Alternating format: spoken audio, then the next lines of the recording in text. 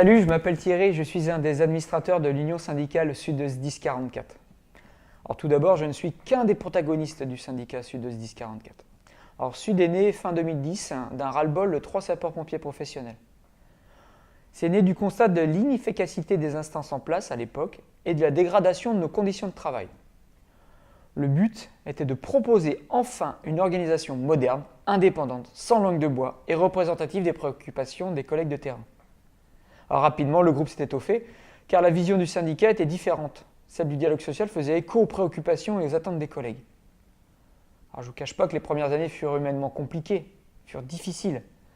Administrations comme les autres OS ont tout tenté pour nous enterrer. Mais ni la pression des autres organisations, ni le harcèlement moral de la direction, ni l'énorme engagement bénévole nous ont fait douter.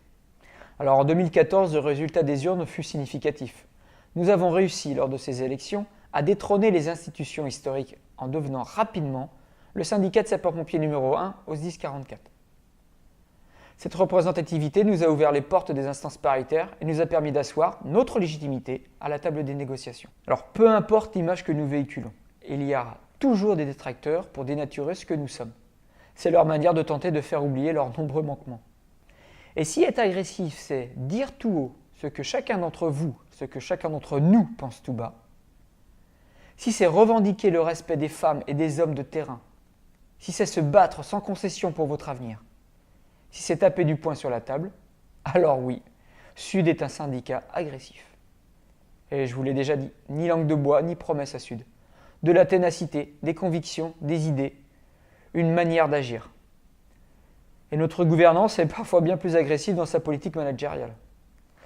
Alors il serait dommage de réduire Sud à sa simple communication. Ce sont avant tout des idées et des forces vives. Mais effectivement, nous essayons de nous démarquer par une communication novatrice, réactive et tournée sur l'information des personnels. La communication reste néanmoins notre fer de lance. Pas d'idée sans une communication adaptée. C'est le syndicalisme moderne. Alors notre communication, elle est multivecteur. Compte rendu, courrier, réseaux sociaux, vidéos, SMS, site internet, publications, petits journaux illustrés et bien d'autres.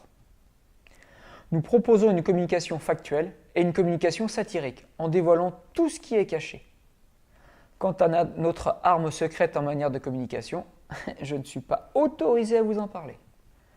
Alors, si demain vous votez pour Sud, c'est que ce que je viens de vous exposer a vraiment été entendu. Il n'y a pas de secret à Sud.